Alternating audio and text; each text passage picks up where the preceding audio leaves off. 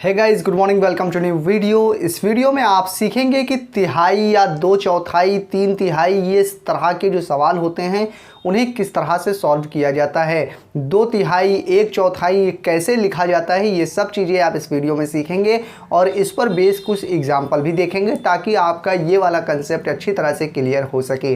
तो आइए सबसे पहले हम ये जान लेते हैं कि दो तिहाई, तीन चौथाई ये लिखा किस तरह से जाता है और होता क्या चीज़ है ये। तो उसको हम जानने के लिए कुछ एग्जाम्पल की मदद से आइए पहले उसे हम समझ लेते हैं। जैसे कि आप बोल रहे हैं दो तिहाई, तो दो तिहाई आपने बोला, आपके मुंह से क्या निकला? पहले आपके मुंह से निकला दो, फिर उसके बाद निकला तिहाई, यानी दो तिहाई। तो दो तिहाई जब मुंह से निकला है पहले दो, तो पहले दो लिख दीजिए। फिर निकला है तिहाई, और तिहाई मतलब होता है तीन, तो जो बाद में निकला है वो आप बटे की लाइन लगा के नीचे लिख दीजिए। तो ये हो जाएगा दो तिहाई। एक चौथाई या दो चौथाई अगर लिखना है तो कैसे लिखेंगे? मुंह से पहले क्या निकला? दो, तो दो ऊपर लिख देंगे। चौथाई तो चार नीचे लिख देंगे। एक चौथाई तो एक पहले निकला, एक ऊपर लिख देंगे। चौथाई तो चार नीचे, एक चौथाई हो गया। एक तिहाई तो पहले मुंह से क्या निकला? एक, तो एक ऊपर लिख देंगे। और एक तिहाई, तीन बाद में निकला तो तीन बाद में नीचे लिख देंगे। एक दुहाई तो एक ऊपर लिखेंगे, दो नीचे लिख देंगे, एक दुहाई हो गया। तो इस तरह से आप एक तिहाई, एक चौथाई, दो चौथाई, इस तरह से नंबरों को लिखा जाता है।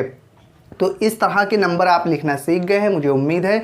और इस तरह के जो नंबर होते हैं इन्हें हिंदी में बटे वाले नंबर या फिर भिन्न वाले नंबर भी कहा जाता है, और इंग्लिश में इन्हें फ्रैक्शन वाले नंबर भी कहा जाता है, और अपनी भाषा में आप इसे बटे वाले नंबर भी कह सकते हैं।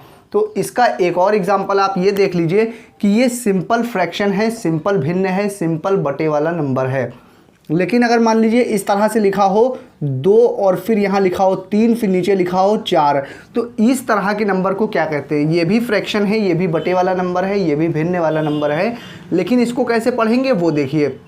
ये मिक्स फ्रैक्शन होता है क्योंकि इसमें एक नंबर यहाँ पर भी ऐड है। तो इसको पढ़ते हैं दो सही तीन बटे चार, दो सही तीन बटे चार। लेकिन इसको आप जब भी सॉल्व करेंगे तो पहले इसको सॉल्व करके इस तरह के सिंपल फ्रैक्शन में पहले बदलना पड़ता है। तो बदलते कैसे हैं वो भी समझ लीजिए।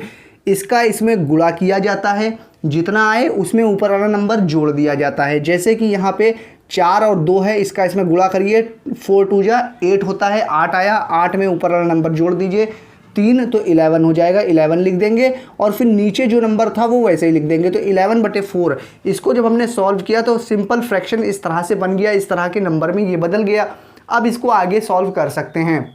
तो आपने मिक्स फ्रैक्शन देख लिया, अब बटे में कैसे दो तिहाई तीन चौथाई लिखते हैं ये भी आप समझ गए हैं। तो अगर ये चीज़ आप समझ गए हैं तो वीडियो को लाइक करके मुझे बता दीजिए कि आपको ये समझ में आ गया है। अब आइए हम देखते हैं इस वीडियो के एग्जाम्पल को। तो पहला एग्जाम्पल आपकी स्क्रीन पर लिखा हुआ है, देखिए इसमें क्या लिखा है। दो तिहाई में एक सही दो बटे तीन जोड़ें तो क्या प्राप्त होगा? तो बहुत ही आसानी से इसे हम सॉल्व कर सकते हैं, बिल्कुल ध्यान से आप यहाँ पर देखिएगा। सबसे पहले लिखा है दो तिहाई, तो आप यहाँ अपने आप लिख दीजिए दो, फिर बाद में लिखा है तिहाई तो तीन नीचे लिख दीजिए, तो दो बटे तीन यानी दो तिहाई हो गया। अब कह रहा है इसमें एक सही दो बटे तीन जोड़े, जोड़े मतलब ऐड करें, तो प्लस का निशान लगा दीजिए। क्या जोड़े? एक सही दो बटे तीन, तो ये वैसे लिख दीजिए एक सही दो बटे तीन। अब आपको क्या करना है, इसको जोड़ें तो क्या प्राप्त होगा, यानी इसे सॉल्व करके इसका आंसर आपको बताना है, बस इतना काम करना है। तो सिंपली अब आप जान गए हैं। पहले इसको हम इस तरह के फ्रैक्शन में लिखेंगे। कैसे लिखेंगे?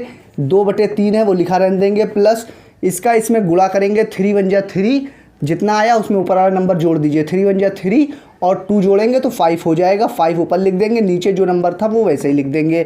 अब ये सिंपल फ्रैक्शन बन गया है। अब इसको जोड़ लेंगे। कैसे जोड़ेंगे? देखिए, नीचे अगर एक ही तरह का नंबर है तो लाइन को खींच के नीचे एक ही तरह का नंबर है तो नीचे एक बार नंबर लिख देंगे, और ऊपर जो नंबर है उसे सिंपली लिख देंगे। 2 + 5 था, 2 + 5 लिख दिया। अब क्या करेंगे अगले स्टेप में? देखिए यहाँ पे ये 2 है और ये 5 है, इसको सिंपली जोड़ लीजिए। क्या हो जाएगा?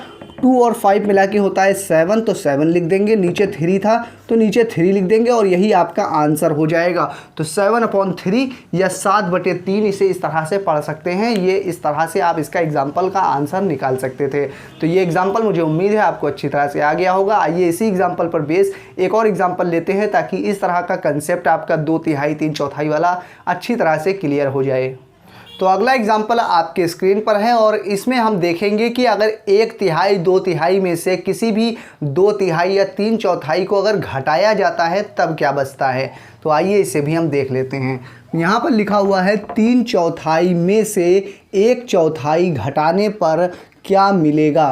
तो इसे बहुत ही आसानी से करेंगे। सबसे पहले हम लिखेंगे, कैसे लिखेंगे, जो लिखा है वही लिखेंगे।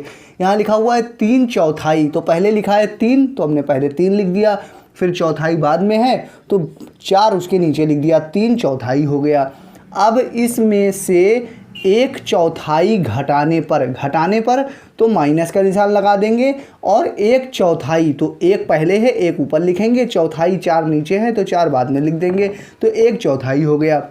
यानी 3/4 में से 1/4 घटाने पर क्या मिलेगा, यानी इसे सॉल्व करके आपको इसका आंसर बताना है, बस और कुछ नहीं करना है। तो हम क्या करेंगे, नीचे देखिए एक ही तरह का नंबर है तो लाइन को खींच के उसे एक बार लिख देंगे, ऊपर जैसे लिखा है वैसे ही लिख देंगे। 3 - 1 है वो वैसे ही लिख दिया। अब क्या करेंगे, सिंपली इसको माइनस कर लेंगे। 3 में से 1 गया तो कितना बचा, 2 बचा, तो 2 और नीचे क्या लिखा है 4, तो 4 वैसे ही लिख देंगे। अब यहाँ 2/4 है, ये ऊपर नीचे एक ही पहाड़े से कट सकता है तो इसे काट देंगे, 2 से कट जाएगा, 2 × 1 = 2, 2 × 2 = 4, तो इसे सॉल्व करके आ गया 1 और नीचे आ गया 2, तो 1/2 ये आपका आंसर हो जाएगा। जब हमने 3/4 में से 1/4 घटाया तो हमें 1/2 मिल गया। तो इस तरह से 1/4 और 2/4 का कंसेप्ट होता है। मुझे उम्मीद है आपको ये कंसेप्ट अच्छी तरह से समझ में आ गया होगा और जो भी एग्जाम्पल मैंने इस वीडियो में लिए थे आपके लिए वो भी अच्छी तरह से आपको समझ में आ गए होंगे। अगर आपको ये वीडियो अच्छी तरह से समझ में आ गई है तो मुझे कमेंट करके बता दीजिए कि आपको इस तरह की जो कंसेप्ट होता है मैथ का 3/4 2/4 वाला अच्छी तरह से आ गया है या नहीं। अगर नहीं आया है तो वीडियो को आप एक बार फिर से देख लीजिएगा। मैं यकीन के साथ कह सकता हूं कि आपको 100% समझ में आ जाएगा और फिर कभी भी आपको इस तरह के सवालों में कोई दिक्कत नहीं होगी। तो अब आप वीडियो को लाइक करके चैनल को सब्सक्राइब कर लीजिए, क्योंकि इस चैनल पर हम आपके लिए मैथ्स की बेसिक वीडियो हमेशा लाते रहते हैं।